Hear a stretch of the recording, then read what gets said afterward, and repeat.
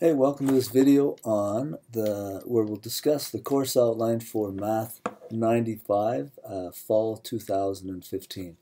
There's a picture of me this summer. We went to Disneyland. We got to meet Woody and all the boys. Spent way too much time with princesses because of my daughter, but it was a good time. Anyway, here's some general information about the course. My name is Jeff Hamilton. Here's my office number. Feel free to come by anytime. Typically I'm there early afternoons, but you can pop by anytime. Probably the best way to get a hold of me is through my cell phone, 382-1849, so you can text or call me on that number. I also check my email all the time, so jeff.hamilton@lethbridgecollege.ca. So those are ways of getting a hold of me. Our course, as you know, runs every Tuesday, Thursday, and Friday. Tuesday and Thursday we go from 8 till almost 10 in Andrews 1705. And Fridays we just go 1 hour, so 8 to 8:50 in Andrews 1744. In terms of the bosses for our program, Scott Liebauer is our program chair. Great guy. If you have some questions regarding the course or regarding the program, there's his contact information.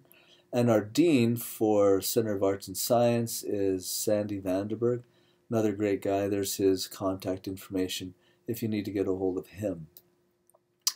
In terms of outcomes for the course, Math 95 is very similar to Math 30 in the schools, and indeed you get credit for Math 30 if you pass this course, and that's probably why lots of you are registered. Here are the kind of things that we do. So we start off with just sort of basic kind of things, linear equations, linear functions, solving some different types of equations, and then we look at polynomials in general.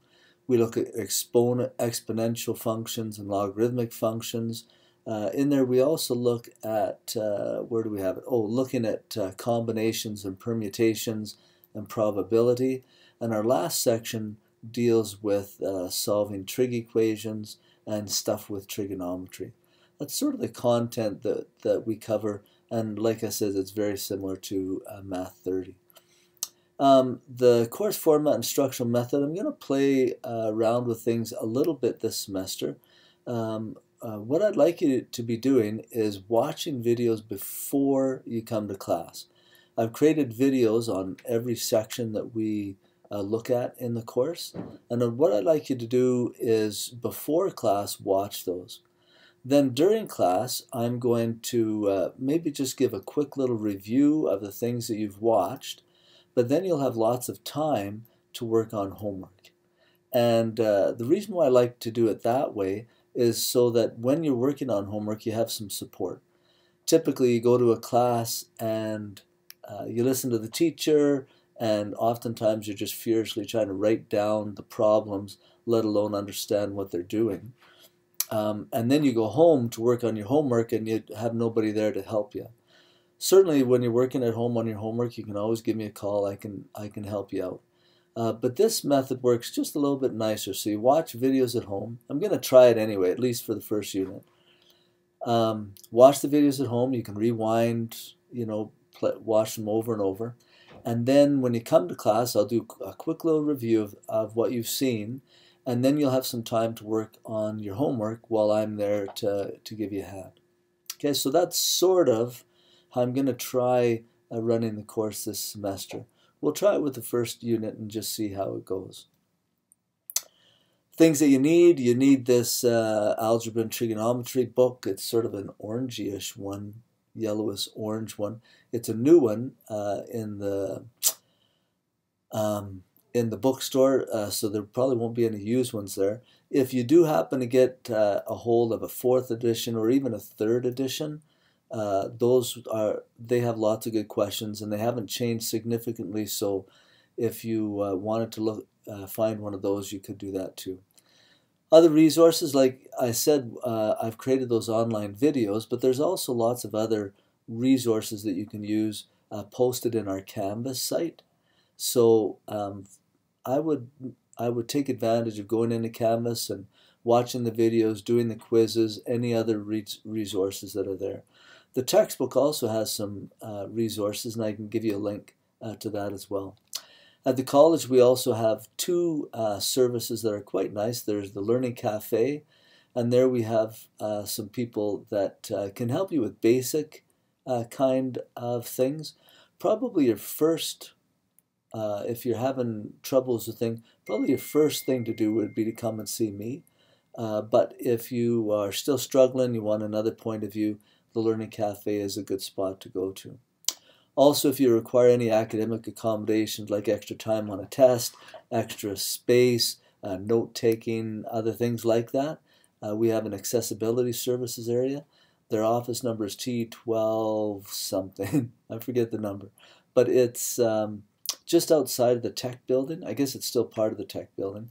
Here's the tech building, and then there's an entrance to come in the door here. And when you come in, rather than going to the main building, you can come around the corner here, and just right about there is accessibility services. If you have trouble finding them, let me know. I can help you out. This is how you'll be assessed for the course. You get 5 exams.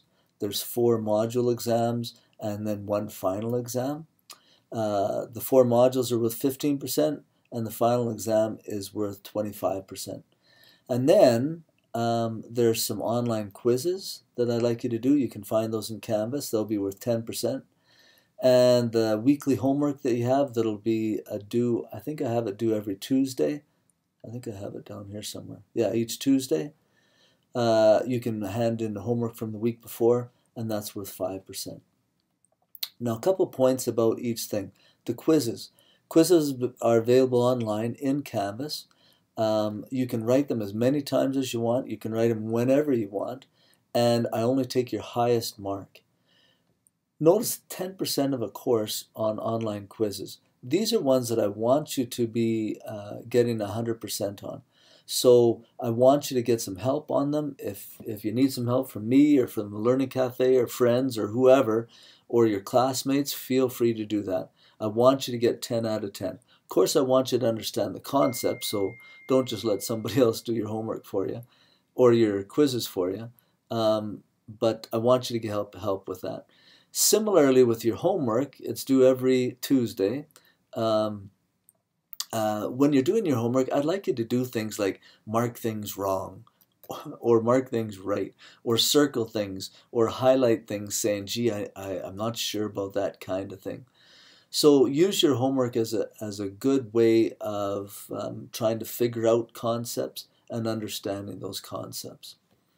And again, with your homework, I encourage you to have people help you out with it. So don't just sort of write down the answer that is in the back of the textbook, but figure things out. That's the purpose of the whole thing, is for you to figure out the math behind things. So make sure you use both the online quizzes and your homework to figure the concepts out.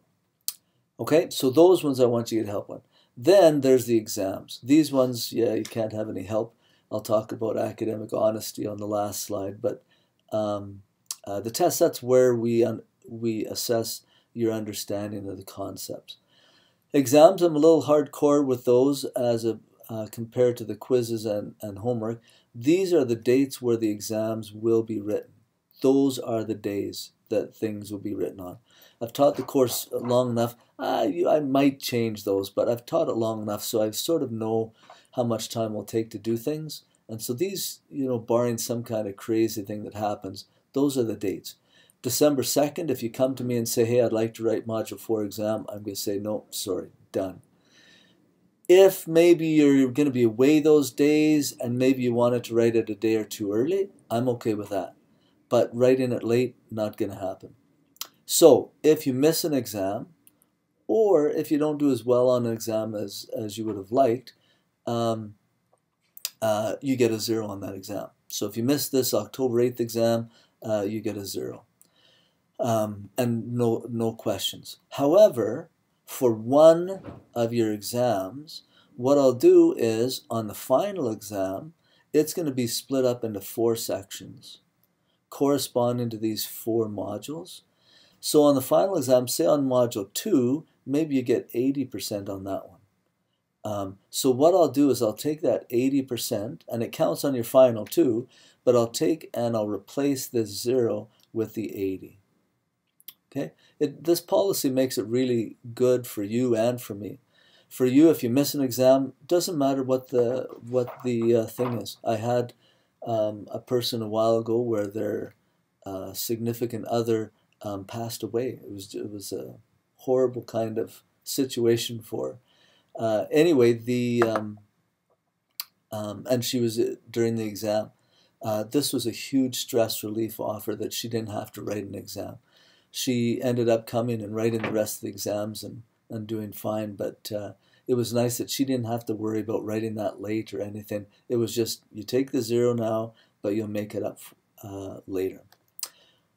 Okay, I think that's it for assessments. Here's your grading. So to get an A, you got to get a 90. In order to fail, you got to get below 50. And there's the other grades in there. You can look at them on the course website. In terms of general course expectations, I expect you to come on time for class, come prepared to participate, come prepared to do your homework, come prepared for whatever. The responsibility for passing and understanding the course concepts isn't mine, it's yours. And so when you come to class, be prepared to be engaged and be working to try and understand the concepts. I'll do everything in my power to help you out, but ultimately the responsibility for learning the content is yours. Okay, last slide talks about that academic honesty. This coursework used as examples. I don't really do that in math much. Retention of assignments, exams, yeah, I follow the policy there. So if you want to see your exam in a year's time or something, your final exam, I'll have access to it. All of your normal exams, your module exams, I return to those to you to help you study out. Academic honesty, like I said, quizzes and homework, get as much help as you can on those so that you can understand the concept. When it comes to test time, that's you and the test, and I want to see how you're doing on things. I don't want to see how somebody else is doing. In addition, like this is the cheating thing, in addition, it's not good to look off somebody else's page, but it's also not good to look off or to let somebody else look off of your page. I remember as a kid in high school, I had a good buddy, wasn't good at math, I was, and I was in the lineup going to get my exam marked, and it was a big line, and the teacher wasn't really looking, and so I held my paper open for my friend to take a look at. And so he furiously copied things down. Well, the teacher, knowing that this mark that he got on this one wasn't normal, he threw the exam out for him and made him write it in a separate room. I'm not sure how well he did on that one, but I always felt bad about that. So that's, letting somebody else look at your paper, that's just as much cheating as looking off someone else's. Okay, recording of classes, yeah, feel free. If you want to record something anytime, feel free. And I think that's it. I'm looking forward to a great semester. I love Math 30 or Math 95. Lots of great concepts in there. I look forward to working with you.